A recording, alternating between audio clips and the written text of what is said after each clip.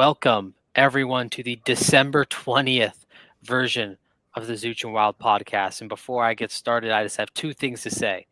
Number one, thank you, everyone who tuned in to the Settle Down award show. That was a great award show. A lot of laughs on the live. Make sure you check that out on the YouTube. And for the people who are watching, and if you're only listening and you just heard that cough, we have a special guest because it is we do have the college football playoff starting today, continuing tomorrow. So we brought in the ringer. Cody Voisin is going to be joining us for this show. Our resident Sooner fan that we allude to all year.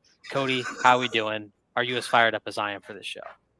I'm more than fired up to be on. I appreciate you guys having me on. I'm ready to talk some college football, man. It's going to be a great playoff bracket. I think it's going to be a lot of excitement. A lot of teams you're not used to seeing, sometimes at the top. So I'm excited to see what happens this playoff run. But, let's get into it. I'm excited.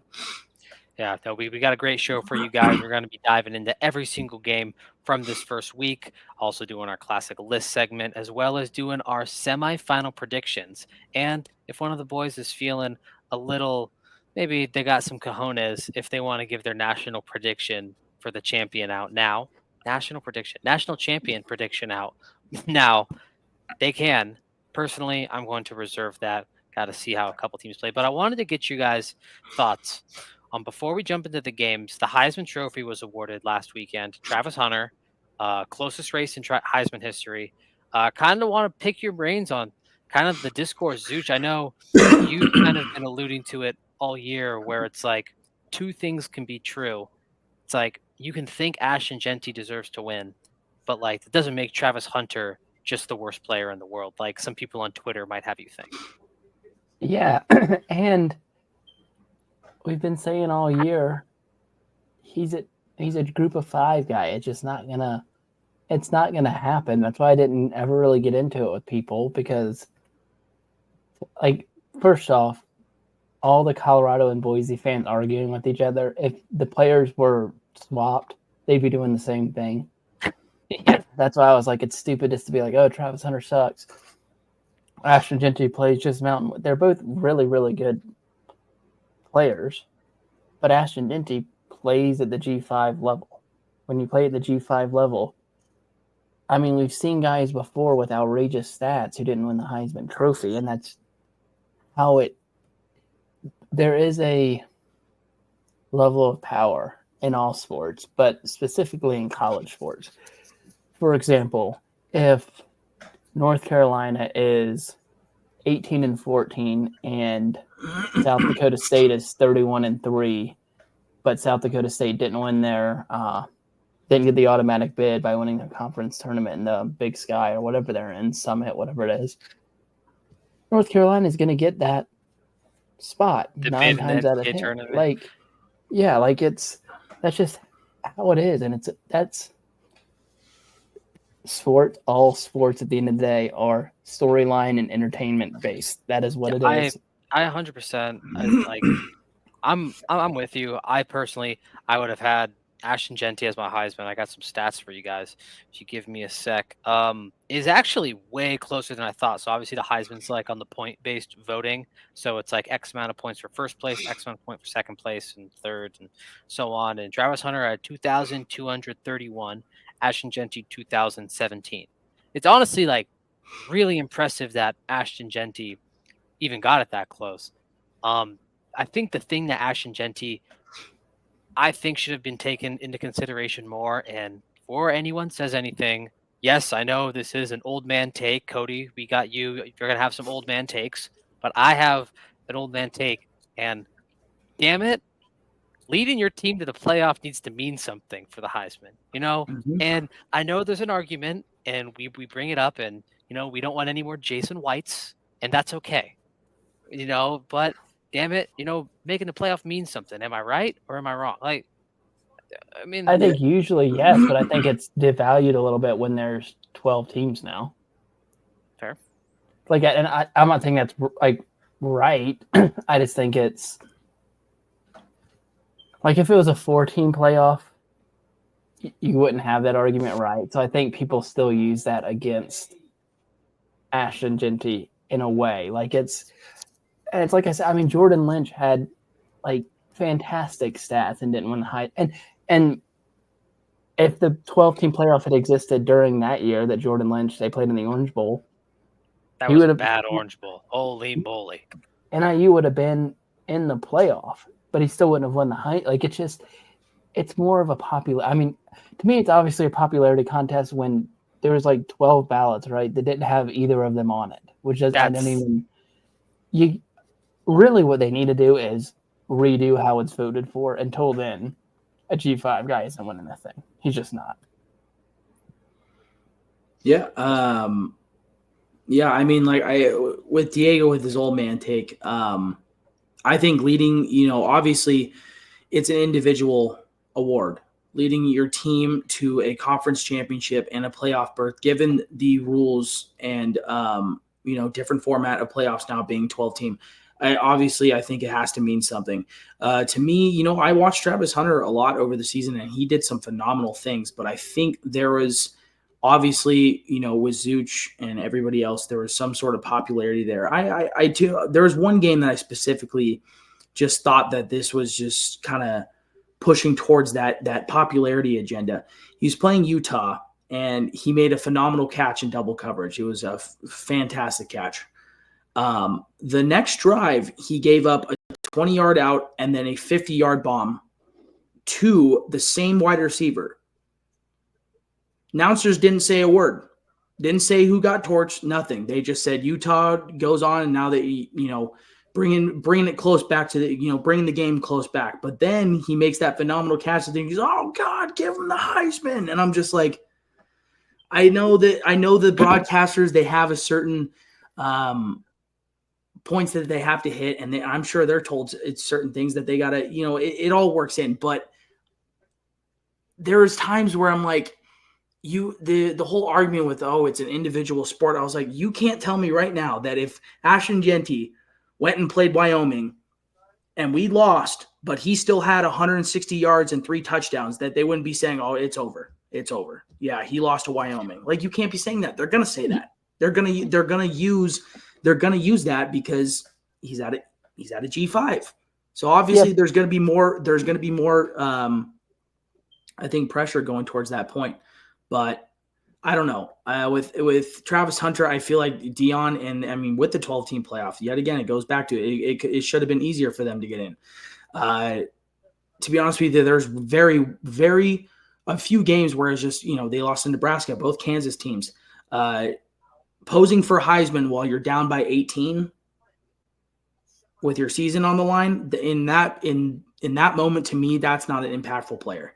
There's the old man. Yep, there's the old man take. I'm sorry. Like, I know it's an individual sport, but then it's like they lose, their season's damn near over. They go to some bowl game, and then he goes and plays 2-8 Alex Bowman, Oklahoma State, and then rack it up. It's just like, why couldn't you do that in the other games? What about the other games that you lost?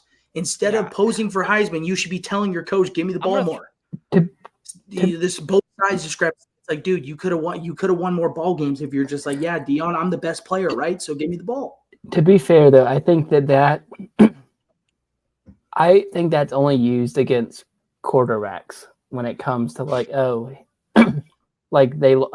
to me, as a corner with a C, you're gonna get beat a couple times. Sure. Like, it's gonna happen. Like, with quarterbacks, and you're still gonna throw interceptions, but I don't necessarily think getting beat as a corner and throwing interceptions in a big game are the same. Like, I think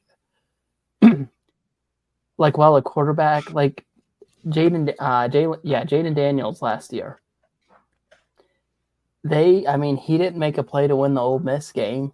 They didn't beat Alabama last. Like, he didn't win any of the big games, and he still won the Heisman. That's fair. And part of it too, I think, is you're going to start seeing a lot more. I don't know that necessarily you're going to see that many Heisman Trophy winners now. That, like, next year, for example, you might see like which he's actually had a really good year, but like Cade Klubnik, someone like that might, but I think more Okay. often than not, Okay, it's why don't going we to tone be. it down? Cade Klubnik. You know, He's had a better one year of- than he did. one of us are going to look like an idiot when this is clipped next year. But yeah, no. How about I'll have 15 beers in 2 hours if Cade Klubnik wins the Heisman. That's how confident I am. I guess what I'm trying to say is like You got if that for takes Colorado next year? if Colorado was 12-1 and the 3 seed, I don't think Travis Hunter would have won it. I think Shedeur Sanders would have probably won it because he is That's fair. the losses took Shedeur Sanders out because he is a quarterback. But if they were 12-1, I think he probably would have won. He was still in the running. He wasn't a top 4 guy. That's fair. No, But that's very fair. Like Mariota had good stats. And who was I can't even think of who the 4. Oh, Cam Ward. If Miami had been undefeated, I think Cam Ward probably would have could have won it too. But they were 10. Like Cam Ward was up there for basically until they lost to who was their first loss? It wasn't Syracuse. Who did they lose to before that? They lost to someone bad. I mean, it should have been Cal. I mean, Georgia Tech. Georgia Tech, yeah. So like that, the losses and that kind of thing hurt quarterbacks, I think, more than. And yeah, you're right, Genty. They would have said it's over for him too, but I think that's more of a G5 thing than a position thing. Yeah, definitely. You can't discredit, what he played a lot of snaps and he was on both sides of the ball. At the end of the day, as a Boise State fan, in the back of my mind, I always knew the guy was going to win it. Like you said, they weren't going to give it to a G5 guy. And there's a slight sliver of a chance that I was like, man, maybe the college committee will do the right thing. I don't know how much more you can do as an individual for your team and not win the award. And then it's like, well, what happens if he just goes off against whoever we play next? And it's just like, I know the award's over, but I mean, there's going to be some people that are just like not. I mean, there's already people that are not happy with the award, and obviously that's going to happen either way. Whoever wins whoever would have won it. But that'd be interesting. Yeah, I don't know. It's one of those things where. And then they like to bring the strength of schedule in, the Colorado and the Boise State fans. I was like, we can sit here all day, but I know the truth about the Big 12. I know the truth about the Mountain West. Those arguments are what we call that is called throwing stuff at the wall and seeing what sticks. That's when you're out of real arguments, so you start just throwing stuff at the wall. Oh, I love that. I think I saw someone bring up stadium size as one. Yeah, the color of our field. The conference. Saw that. The conference, the strength of schedule argument was just ridiculous. I'm just like, I don't know why people are even arguing about it. We can sit here and say all day that the Mountain West is shit. We can sit here all day and say the Big 12 is god awful. I was an Oklahoma fan. I am an Oklahoma fan. I know the Big 12 better than anybody. I can sit here and confidently say that it's not as good as everybody makes it out. They're acting like it's like big time football, and it's not like we didn't just compete with Oklahoma State a few years back. It's like you put the top 3 teams in the Mountain West. I'm confident that they can compete in the Big 12. I think the Big 12, like it always been, it's just air raid as many points as you can put up. And it's just there's no defense. So it's just like the strength of schedule argument. I'm like, just stop it. Just stop it. It's over fair, with. Cody. It doesn't make any sense to me because I know both conferences, and you could say the Mountain West, the bottom half is garbage. It's garbage, okay? Hey, Cody. All I'm gonna say is, they're all tied for 6th place. We'll head into these playoff games next, but I do agree with you on the Big 12. Offense, no defense. Kind of like staring in the mirror to the team in Oklahoma, right? All those years, and then we get to the big dance, and you play a team that can match your offense, and then at the end of the day, our defense is just because that's the Big 12. Doesn't matter who you play. TCU, huge example. Look what happened to them when they played Georgia. They don't have a defense. There's no defense in the Big 12. I don't care what you say. You can bring up any schedule and tell me that it's under 50 points total. It's not. It's not going to be. I got some great news for you. Even when Colorado blew out Oklahoma State. No, because we're going to be jumping into these playoff games, and we're going to be going in chronological order. And the first game that we will be tackling is the game that'll be on tonight, Friday. Indiana at Notre Dame. I got the spread right here, boys. I think this is one of the when I saw this spread, I got Notre Dame at a 7-point favorite at the time of this recording, obviously subject to change until game start. But I was really surprised of that 7-point spread. And Zooch, I wanted to ask you, being like the closest thing we have to a resident Notre Dame fan, I haven't watched a lot of Notre Dame this year. Can Riley Leonard win a game himself? Or is it more of like a Notre Dame as a script, they pound the ball, they're going to kick your ass on defense sort of deal? Because the only thing that's worried about me for Notre Dame in this game is if somehow Indiana puts all the pressure on Riley Leonard, he's got to make throws that I haven't seen him make all year. Not saying he's not capable, but I haven't seen him make. Yeah, so this is, I mean, as a kid, I was the kid who had to play like a champion sign in his room. So I used to watch Notre Dame, unfortunately, all the time. And they were Rudy on repeat. Heartbreak city for forever. And then they made the national championship. And it wasn't heartbreak. It was pure embarrassment when they got this. Well, I mean, your star player, I mean, his girlfriend had just died. So, I mean, it's... That is true. His girlfriend had just died, so I mean, it's. I feel like Cody wanted Manti Te'o to win the Heisman Trophy that year too, but God, I love watching that guy play. That guy was just a bulldozer, dude. I mean, wasn't he leading at some point in like interceptions or like? Yeah, something like he was playing for his dead girlfriend. A wild stat, and then faked having a girlfriend, and it just was all over for him.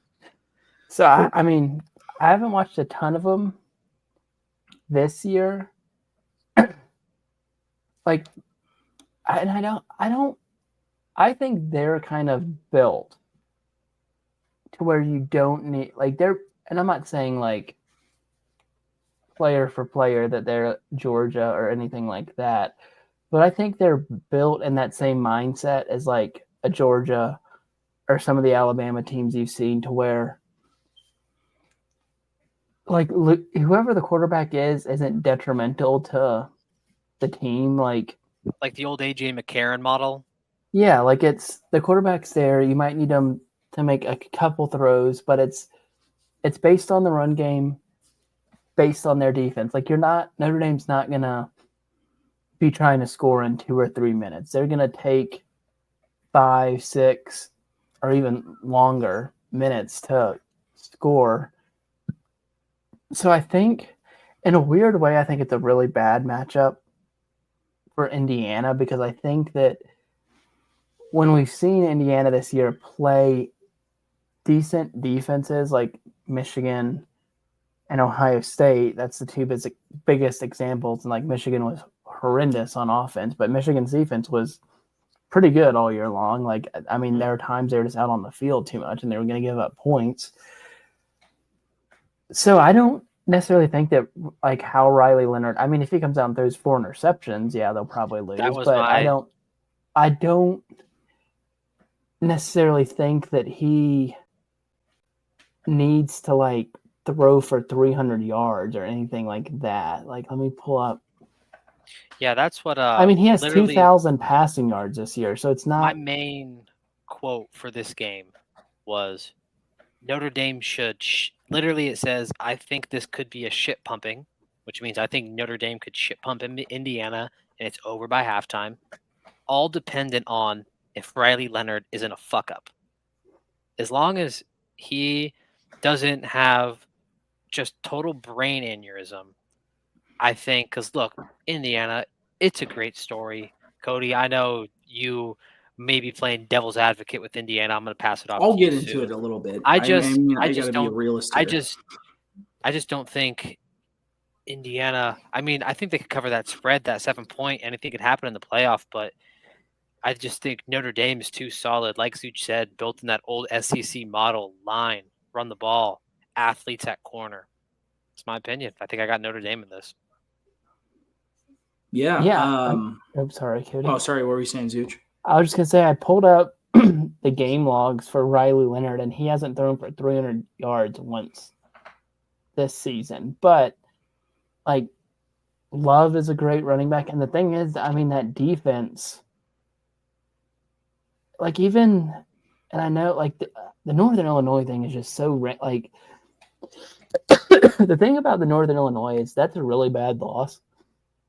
And granted, they haven't had the toughest schedule this year, Notre Dame. I think, and this is what I get, where I kind of get mad at like this. Like look at your schedule, people. In theory, if you look at Notre Dame's schedule and you're like, okay, preseason they have A&M, Louisville, Florida State, and USC. At least 3 of those are usually pretty, like USC, A&M, Florida State are usually pretty good schools. So I know that like it didn't turn out that way. Florida State's horrible, Louisville's okay, USC's mediocre at best. But even still, like the same things people have said about Indiana, like, oh, they've killed everyone on their schedule. Well, basically, so is Notre Dame. Like they beat A&M by 10. They beat like killed a good Army team. Yeah, 35.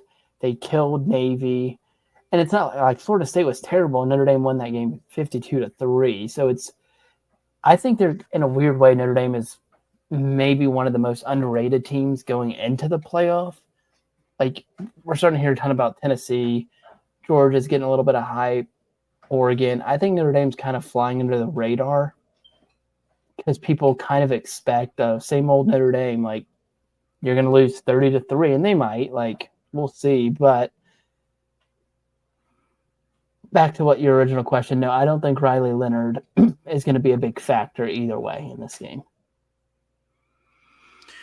Yeah, like just piggybacking off of what Zooch said, I think, like you said, Notre Dame's going to run the football. They have a massive offensive line every single year, and I think they're going to use that towards their advantage. I think Riley Leonard, he's nothing special, but he's going to be called when he needs to be called upon, and I think he'll be able to make the throws. But like I said, I think there's time management, clock management. I think they're just going to run the football. But Indiana, man, I've been a low-key Indiana fan just because of how shit they are growing up, and I can't quit on them now. I think Cignetti is obviously kind of the right cocky man for the job. Like you said, when they played Michigan, it was like a 15-10 game. They played very well first half. Their secondary, Indiana's secondary is pretty solid, dude. Those cornerbacks are, they stay sticky, so I think, Notre Dame is going to have to run the football. But I think Indiana's front, I think they're going to get bullied a little bit. I think it's just going to be double teamed to linebacker, and there's going to be a lot of big holes for that running back. Now, you got Curtis Rourke on the other side. He's had a pretty decent season at Indiana as quarterback. And, other than I'd say the Ohio State game, and I might be, just completely out of my mind saying this, I think it was kind of a fluke game for Indiana. I think they came in way in over their heads. You might be the only guy in America saying that. A little. Yes. You gotta watch the game though. The amount of times that I saw in one quarter, they shot themselves in the foot. Short field punt return. Quarterback loses the ball in the red zone. Fumble. Ohio State's football. Another quick score right after that. It was back to back to back to back, and I think Indiana, with their strength schedule, wasn't horrible, but I'm not going to bring up strength of schedule. They did perform well. I think in Ohio State, I think they just shot themselves in the foot. I think they were in it way over their heads. I think they were like, man, we're Indiana football. We're finally decent. And then they just came in and just, completely blew their head off. And I think Cignetti just kind of came in too nonchalant. He went to the basketball arena and said that they were going to kill Ohio State over the microphone. I think Cignetti, he was in a little over his head first year at a big time program coaching, Indiana. I think he just needed to settle down a little bit. I think this is a get back game for Indiana. Are you talking yourself into?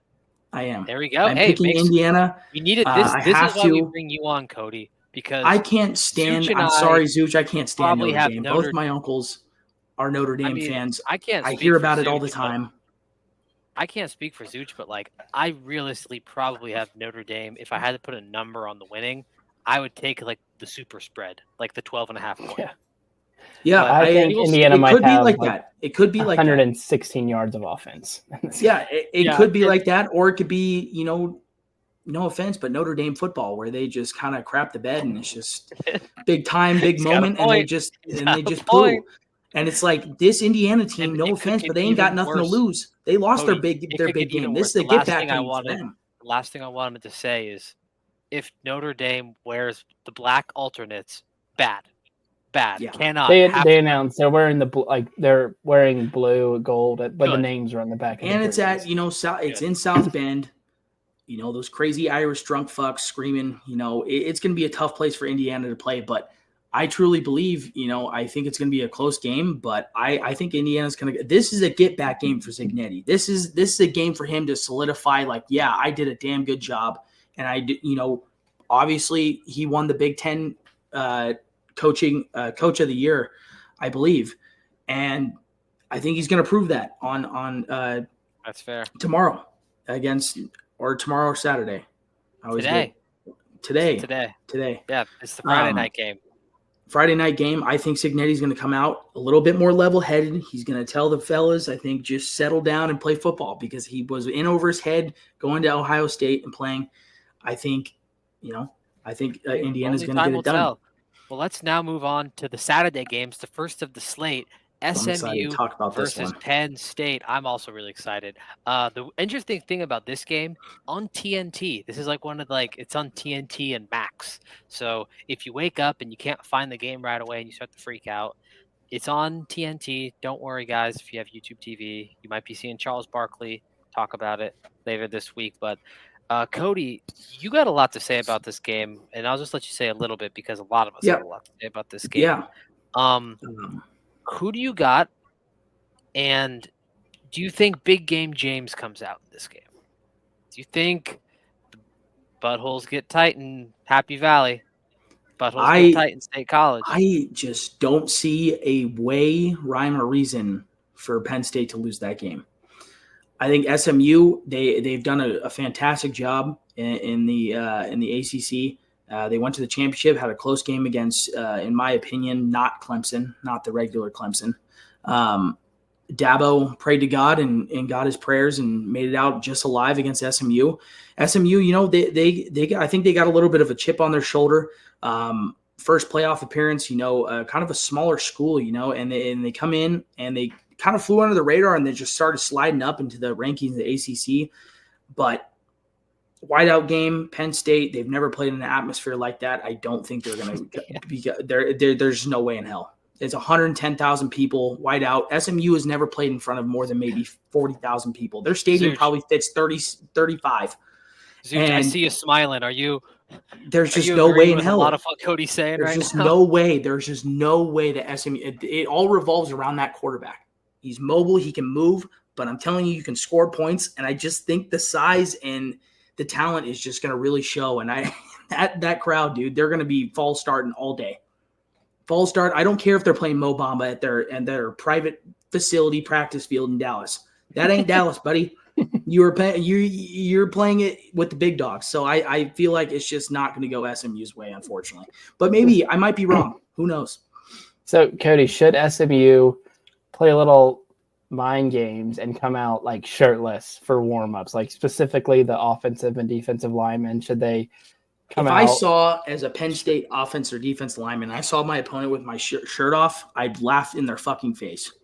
I think there would be the funniest shit on planet Earth that a bunch of guys from Texas are like, yeah, I'm a real tough guy, Mr. Tough over here. Let me take off my shirt and it's going to be 25 at kickoff. That's not going to do nothing for you, bud. Just warm up and get after it. We don't care about your muscles. You're going to have to play ball.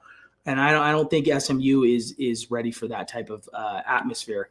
And that I wouldn't say necessarily type of talent. Clemson was decent, but you're not playing Clemson. You're playing at Penn State.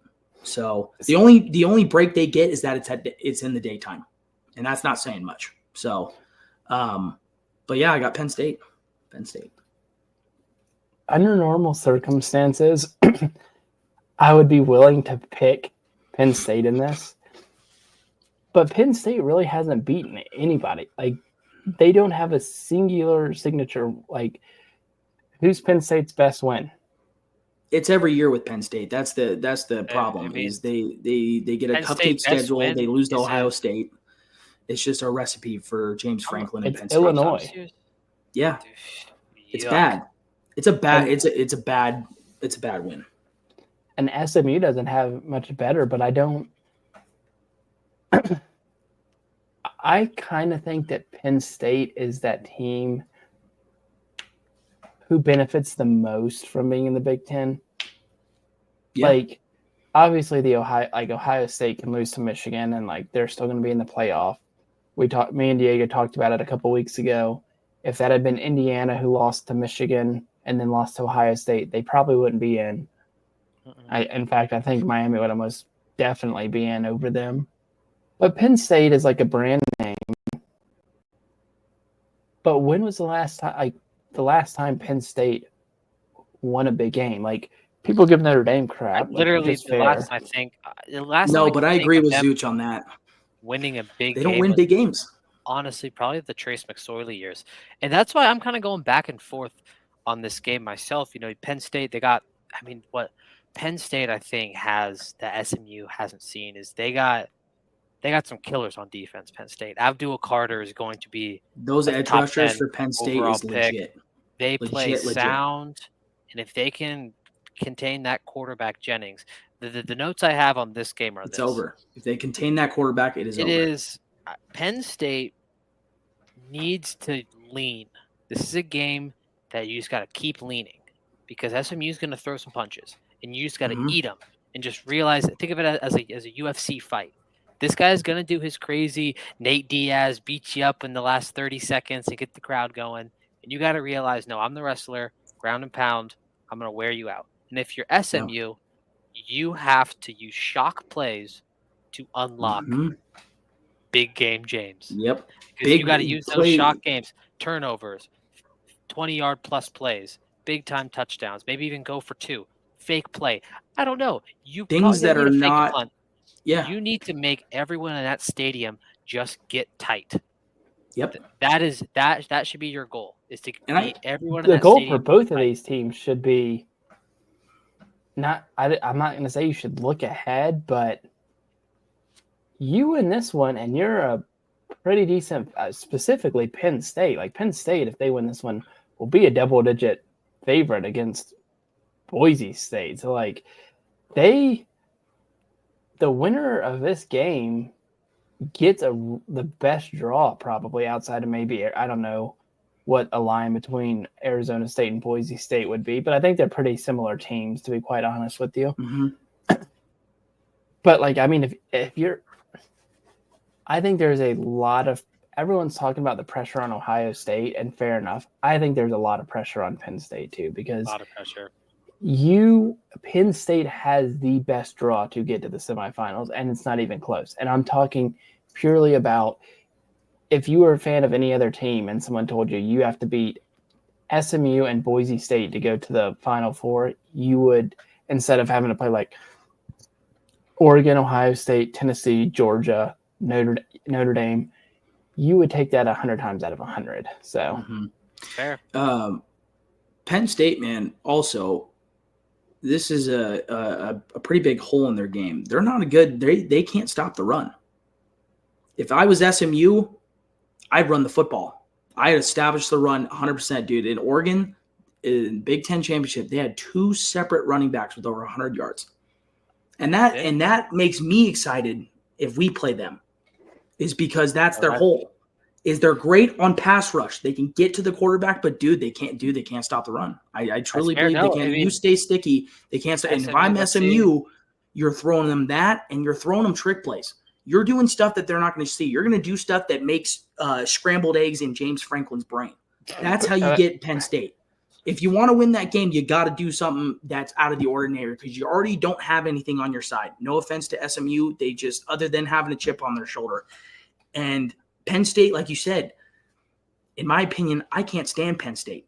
They come in every year, ranked like 3rd in the Big Ten. They get a great bowl game, and they play absolutely nobody. And then when their big chance comes against Ohio State, they lose. And then it's just every big game. So I don't know if this is going to be the James Franklin effect. And if he loses that game, I'm gonna be screaming, telling him to go back to Vanderbilt.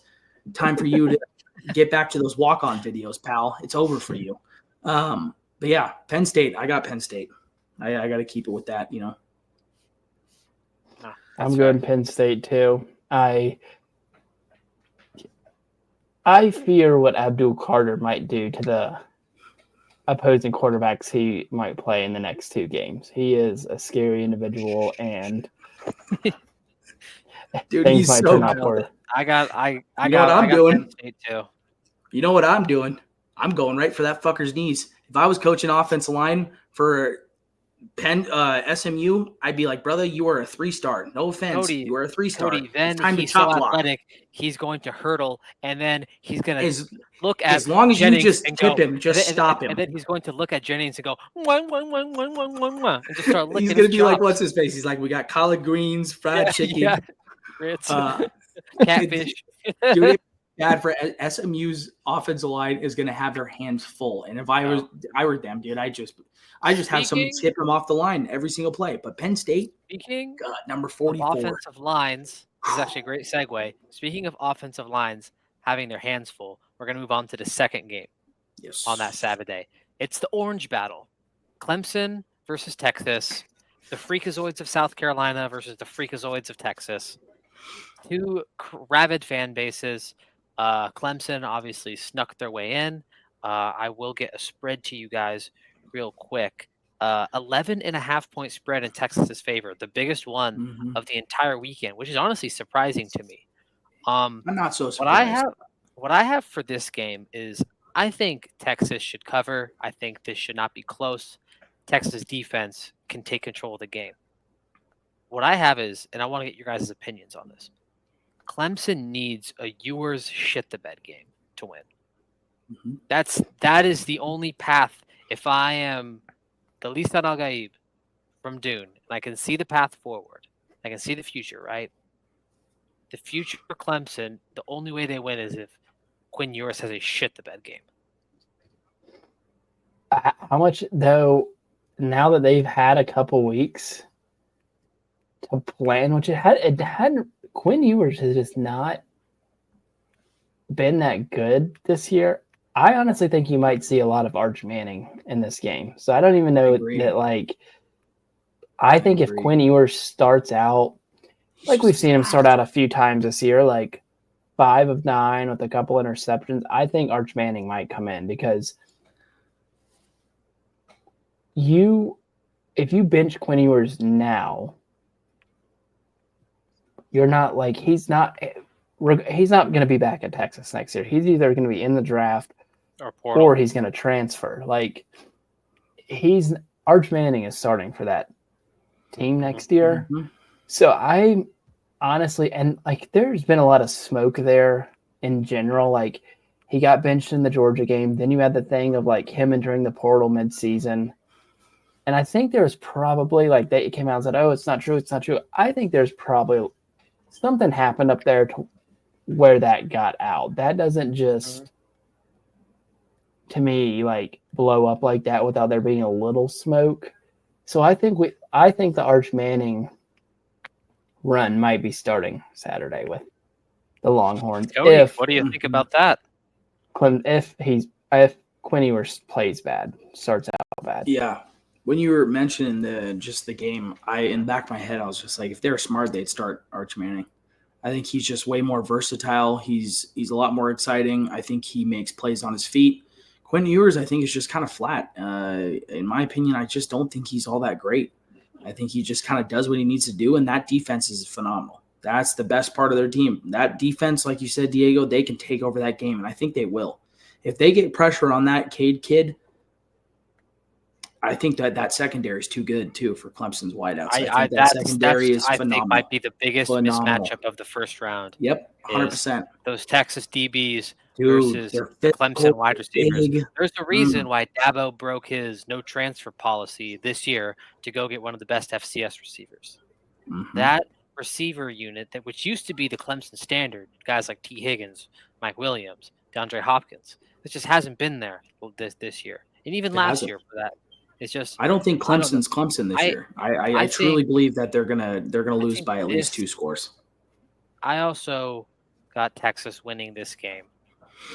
But man, it would be funny to just see Sark lose his mind, wouldn't it? That's the sicko part. Yeah, he's Like, hitting the bar if he loses. That oh, man's done. let's hope not, because it'll be another 5,000 at the waterfront in Long Beach if he does. The eggnog will be strong on Christmas Eve at the Sarkeesian household if they lose this game. It's gonna be Uncle Eddie from. There's a lot of coaches in this playoff that really, and it's the next game we're talking about, but Sark, James Franklin, and I'm picking Texas too. So I think Sark will ease his a little bit, but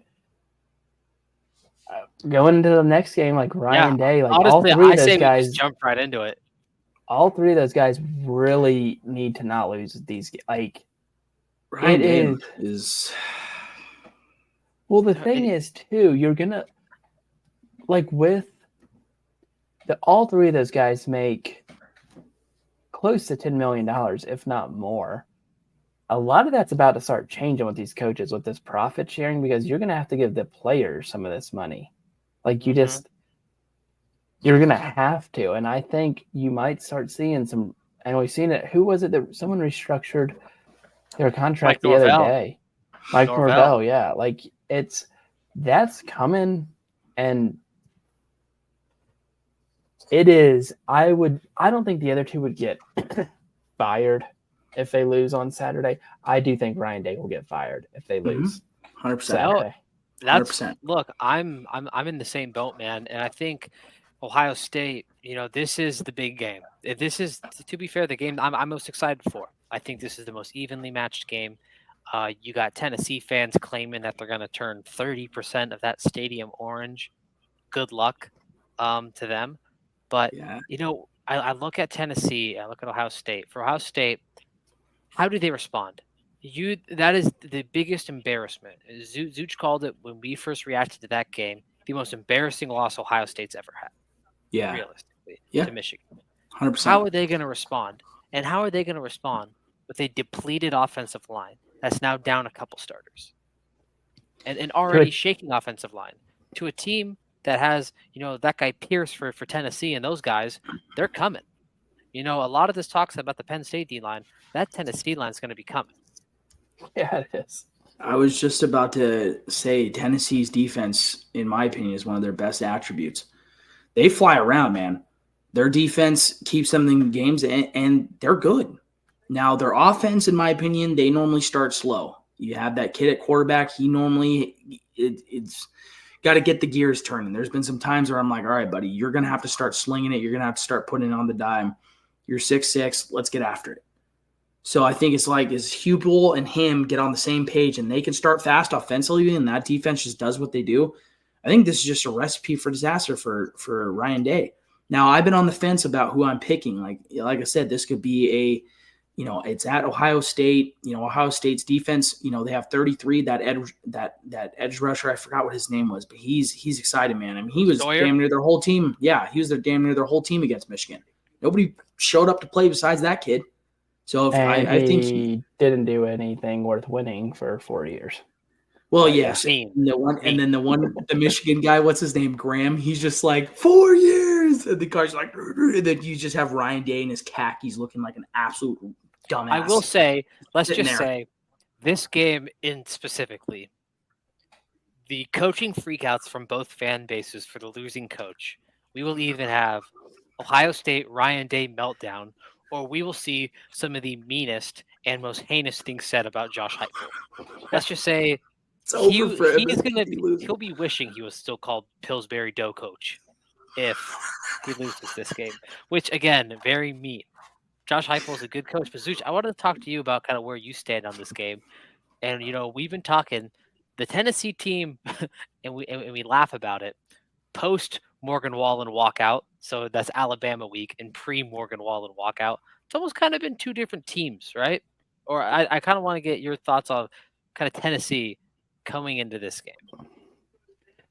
I personally think this is a really bad matchup for Ohio State because Tennessee, I think a lot of people are like, oh, it's going to be 20 degrees. Yeah, it will be. But Tennessee's offense isn't like the first couple years under Heupel, yeah, it was built on all right, we're going to air it out. And I still think he wants to do that, like air it out, score 40, 50 points a game. The kid's capable. They're running team this year. Like I got Sampson. Yeah, I think if this was Ole Miss in that game, Ole Miss would be at a bigger disadvantage than Tennessee based on like Ole Miss couldn't run the ball. Tennessee can run the ball. Mm-hmm. And I don't necessarily think the cold is going to play that much. I mean, Tennessee has nearly 3,000 rushing yards this year. So they're going to come in, and I do think this is going to be like a 20-17 final. So I would be shocked if this was like 45-41. But I think they watched that Michigan game and are like, all right, these guys can't do anything on offense. I think it's going to be a similar game plan, but I think Tennessee can score more than Michigan can. Obviously, Michigan had like 1,000 yards passing all year long. So we'll see how Nico does, because that is going to be the toughest. But I don't even know. He played in Georgia. Like they played at nighttime in Sanford Stadium this year. So I don't know. Like that to me is just as tough, if not tougher, than going to the Horseshoe and playing. I get it's a playoff game, but that Georgia game was a playoff game too. Georgia couldn't afford to lose that game. So it's not true. And they lost that one, but I think that was a good learning experience. It'll be cold. So this one I have Tennessee. I think. Wow. I think there's a lot. There is a lot of going wrong with Ohio State right now. They're like, I don't necessarily think there's a ton of pressure on Tennessee to win this game. Like, you got to the playoff, young quarterback. Josh Heupel's not getting fired. Like, this is the best run a Tennessee coach has had since Phil Fulmer in the late 90s and early 2000s. So 25 years, basically. But for Ryan Day, like, the 4 losses in a row to Michigan, not even appearing in the Big Ten championship game, the $20 million you spent in NIL, they have to win. They legitimately have to win this game. If they don't win, all their eggs are in one basket, dude. And Day has been on the hot seat for God knows how long. This is a must-win game for him, and it would just be the funniest shit if they lost. I think it would be hilarious, because I'm just like, dude, that's just Ryan Day. I've been on the fence, but Tennessee, dude, I feel like Tennessee's gonna come out and win, not by a lot. Not by a lot. Maybe a score, maybe a field goal, like Zooch said, 2017 game. It's not. I just don't think both their offenses is completely high power to where it's gonna go over 40 points. Like, we'll see. I somehow see this weird kind of way this game's going, and it's like back and forth a little bit, like Zooch said, maybe in the 20s where it's scoring. And for some reason, I just envision like Will Howard making a throw to like win them the game, and then he's being a dork, and then the ESPN crew, probably Herb Street, the Ohio State homer himself, is going to be like, oh man, and I can just see them, and then Ohio State's going to get all pumped up again just for their ass kicking to Oregon in the semis. That's how I imagine this going. I know I'm projecting again, but I actually got Ohio State in this game, guys. And it's essentially for one reason only. I think Nico Yamileva looked like a freshman on Saturday. Mm-hmm. I think, yeah, that could happen, 100%. And he's going to be fine. And I said before the year, I think he's one of the best quarterbacks in the country on potential. This is a guy who's going to be. Could be a Heisman front runner. 6'6", dual threat guy. I mean, he could do it all, dude. I watched him in high school, man. The kid's good, but like you said, and we said in the beginning, it takes them a while to get the train rolling, and it could be just a freshman game where he just waltz in Ohio State, and he obviously is played in other hostile environments, but we'll see. We'll see what happens. I do have my full bracket that I'm willing to put out there too, by the way, before we move on to. All right, so let's get in. Those are all the game breakdowns. Let's get in to semifinal predictions and bracket. Zooch, I'm going to save you for last, since you already got your whole bracket to see how it goes. I'm just going to keep this short and sweet to give you guys some more time. Number one, I'm reserving my national champion prediction because A, I'm a coward, and B, I don't know who I want to choose yet. So here's what I got in my semifinal. I see, of course, Notre Dame beating Indiana. Then I have Georgia beating Notre Dame. I got Penn State beating SMU. Big game James, loser, Boise State over Penn State. Then I got Oregon over Ohio State. And then I got Texas over Arizona State. Those are my four in my semifinal. So Texas, Oregon, Boise State, Georgia. Yes, sir. Keep Cody? it. I have, let's see. Yeah, I have Texas obviously moving from Clemson. They're going to beat Arizona. I think that defense might just be a little bit too much. If they stop what's his face, it's going to be over for them. I have Tennessee beating Ohio State. I have Oregon beating Tennessee. I have Penn State beating SMU.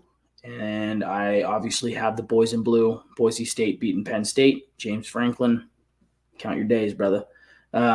Indiana is going to be beating Notre Dame. I feel like Georgia's going to put that. Cody, I'll give you $100 $100 if Indiana beats Georgia in football. You heard it. Wait, what? Can you repeat that? If Fuck, you're on, dude. I'll take that all day. But I can't take it. I mean, realistically, it's like I think they're just going to put out Signetti. Put that cigarette butt out. I think the physicality might be too much. So I got Georgia semifinals. So, yeah, got Texas, Oregon, Boise, and Georgia.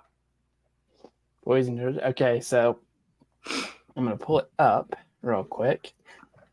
So I have Notre Dame, Georgia in the Sugar Bowl.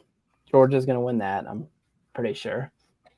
I have Penn State beating SMU and then beating Boise State, even though I don't want it to happen. I just think it's a tough matchup. I'm going to go Penn State. That's the one I'm least confident in, though, if I'm being real. I have Tennessee over Ohio State, which I said, and then I have Oregon over Tennessee, and then Texas over Clemson, Texas over Arizona State. So my final four would be Texas and Oregon and Penn State and Georgia. And I have Kirby Smart, which he's been going on this trajectory for a while. He becomes the teacher playing his student in Dan Lanning. And we get the build-up of, how much has Oregon improved since they lost 56-3 or whatever the final score was a couple years ago, and Oregon played Georgia. And I think that's where it's headed. I think it's going to be – it just sets up too perfectly. I'm a storyline guy. You can have Nick Saban on there talking about what it's like to play against one of your former pupils. They'll have a little sit-down, with Kirk Herbstreit, where he's in his stupid white sneakers talking to Dan Lanning and Kirby Smart. So, yeah, I have Georgia, Oregon, national championship, and I have Georgia winning the national championship. That's not a bad prediction, Zooch. I think my dad was saying the same thing, Zooch. Dude, He's Georgia, just like, Kirby Smart is he's just gonna keep climbing and they're gonna win the natty. It's like the Chiefs. Not a bad it's prediction, like man. Patriots. Why hop off the train if it keeps chugging? You know what I mean? It's like for the Super Bowl, I'm probably going to pick the Chiefs. I'm literally probably going to pick the Chiefs to win it because they're just why pick anyone else?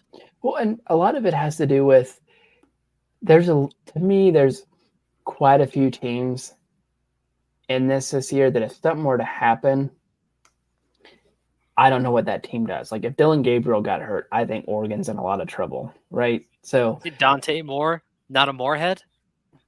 No. But it's what I was talking about kind of earlier with Notre Dame and Riley Leonard. I don't necessarily know that Carson Beck being out affects them like it would, if Will Howard got hurt. And I know Will Howard hadn't set the world on fire, but Georgia's just not. I mean, they're not built to where the quarterback. Shoot, they let Justin Fields walk. They let they've let quite a few guys just walk, all for Stetson Bennett.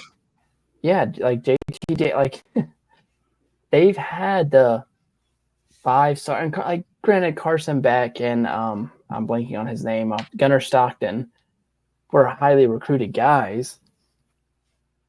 But to me, they're kind of interchangeable. Like, Georgia won a lot this year despite Carson Beck's play. Like, truly, like, Carson Beck threw 4 interceptions, right? In the that first Texas game. Didn't play the second half the other day against Texas. Gunnar Stockton comes in. He didn't set the world on fire. Georgia comes back and wins. And I just think that there's a lot to be said for – I think Georgia is the most – Georgia and Oregon are the best overall teams. Mm-hmm. And I don't – like, I know Georgia had the loss to Alabama. They lost to Ole Miss. But I just have a hard time picking. I think 2 losses to 2 teams right in like the thick of the playoff conversation, basically. I can't pick against them. So, yep, I have Georgia over Oregon. I think it'll be a great game.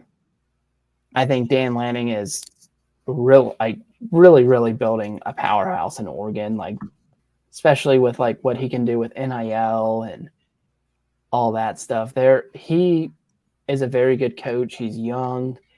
There's no, like, at this point now in college football, unless maybe that Georgia or Alabama opened up, I don't see him leave. Like, I don't think he's going to leave Oregon to go to like USC or Ohio State or something like that. But you got a good young coach, great recruiter, fantastic motive. I mean, he's a chip off the old block. He's like Kirby Smart. So we'll see. That's what I'm going. I trust those 2 as the coaches the most, and I trust them because of their whole team more than anyone else. It's fair. Although I do think it would be funny if Georgia played Texas for a 3rd time because people would have a complete and total meltdown if that was the national championship. That would be funny. It would also just be funny because you already know, like, Twitter would just be a nightmare. I mean, Twitter's going to be a nightmare anyway this weekend. So, I mean, speaking of Twitter being a nightmare, should we just do the list real quick? Do you guys have any list submissions? I do. I have a couple. All right. I'm pulling up as you know, Cody, you're welcome on the show for the first time this season. The list for the listeners is where we find tweets from the Burnerverse and college football Twitter and bring them to you because this is what's in our algorithm. And just remember, we do not condone nor support these. We are just the reporters bringing what we see to you. I'm going to kick it off. Actually, Cody, unless you have anyone on the list. You are muted, my friend. You've just made the list. I don't. Might have you guys take the reins on this one. I'm not active on Twitter as you 2 are. All right. Well, that's a good thing because my very first one, it comes from at Based Vols. And this guy has an AI version of a Tennessee Volunteer as his profile pic, so just chill. And this you just guy know is it's going to be bad. And he is replying to a tweet by one of the best guys in college football media, at Liam Blutman, runs the No Context College Football page. And Liam Blutman says, bizarre timing to pull these out, responding to if Notre Dame was going to wear the black uniforms. At Base Vols says, quotes it and just says, bizarre timing to pull this out, like he's mocking him, with a picture of the blobfish from Men in Black 3, saying Liam Blutman looks like that. Mean. The second one comes from at Gator Jim 352, and he tweets, why do you deserve to win the Heisman more than Travis Hunter? And let's just say it's a picture of a security guard that may or may not look like Ashton Genty. The last These SEC fans are fucking wild. That's a Florida Gator fan, ain't it? I don't want to even. Those guys are the worst. I can't even say this last one, but it's so funny. It comes from at Sky City, and it's a video from a clip from the movie Sing. You guys know the movie Sing? You know, the animals that sing? And the quote is, Travis Hunter's dad's reaction to his son winning the Heisman. And if you remember in the movie Sing, there is a kid. I forget his name, but he's played by Taron Egerton. And he's singing, and he's going to win the vocal competition. And his dad is in prison and has to watch him through the prison. And in the video, he goes, that's my son. Watch Needs this. to stop. It just needs to stop doing it. But Zooch, I'll let you take it. My first one is from Latour de Sauve, and it's his ad is at B1 grad. And it's a quote tweet, and the quote tweet is from ESPN. It says, "Breaking: Penn State quarterback Drew Aller has informed the school's coaching staff of his intention to return to the school for his senior year in 2025." Sources told at Pete Thamel. The quote tweet just says, "Toronto Argonauts GM just fell to his knees in Tim Hortons." Me. Drew Aller's working on it. And then I have... Not the Argonauts. This one was probably the meanest one I've seen, and it was from at John Werner SAE. That's a bad account. That's just a... Yeah. It was a picture of a Heisman finalist's mom, and it just says, "Imagine the amount of yards blank would have had if his mom was the pulling guard." I saw Needs that to one. stop on the watch list 100%. That's horrendous. It's just not okay. Some people just can't have Twitter. No, they shouldn't have. They really shouldn't. And then my final one is another Heisman one, and let me find it. Where did it go? I just had it pulled up. No, I'm pissed. Well, if you had it pulled up, the one thing I wanted to say was, it is a quote tweet. This is just a reply to the quote tweet. So the original tweet is Travis Hunter's just like talking about where he wants to go to school or something like that. And I'm not going to read the quote tweet of it, but someone responded, "Bro looks like Manny from Diary of a Wimpy Kid." With the recruiting fucking picture when he's in high school. Yep. And I didn't know who that was. So I looked up the photo, and it is vile. That's just the tooth and everything, dude. People are like, they're never gonna let this down. Jeez. That's just not okay. So you're egging it on, Cody, by laughing, just so you know. Yes, Cody, come on. Have a heart. But no, honestly, we've had a lot of good lists this year, and the Heisman was good. You know, the one I think it should have been one in the Settle Down Awards list of the year, because for me would have probably gone to the Diego Villa's mom tweet, which is just beautiful.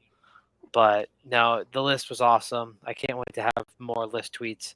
Well, that wraps it up. Cody, we really appreciate you hopping on, dude. man. It was a really good time. Appreciate you guys having me on. Good insight and everything. But I know where I'm going to be. I'm going to be parked up in a bar somewhere watching the games all of Saturday. Zooch, what are you doing Saturday? What are you doing? Good old Troy is coming over, and he's getting in his New Yorker mode of like, I'll be like, oh, I felt bad for Travis Hunter because he won and people are making him out to be like this horrible person when he's a nice guy. He's just like, yeah, I hate that guy. It's like he hasn't done anything. He hasn't done anything to you, Troy. It's okay. But, it's just the New Yorker in him, dude. Hey, Troy, Lord help us if Boise State has to play the heathens of Pennsylvania and Penn State, and Troy. Oh, so he grew up a Penn State fan. So he's a Penn State Mets fan, Jets fan. What a silly life. What a silly life. Oh, man, that's a silly sports life. But, guys, we really appreciate you guys listening to the show. Make sure you follow us at Settle Down Media on Twitter, YouTube, and Instagram. Make sure you check out Cody's stuff, too. This About That show, as well as his fishing content on TikTok. Yes, Cody, please do. Whisker Fishing 208. Are you able to flash your whisker fishing somehow? I like my either way brand, it's at Whisker Fishing 208. Whisker Fishing 208. TikTok, YouTube. Get at it. Follow me back, subscribe, all that good stuff. Let's do it, man. Zooch, Cody, anything else before we sign off? Go Broncos, baby. Go Broncos. All right. As always, appreciate all you guys listening, and we will see you next week.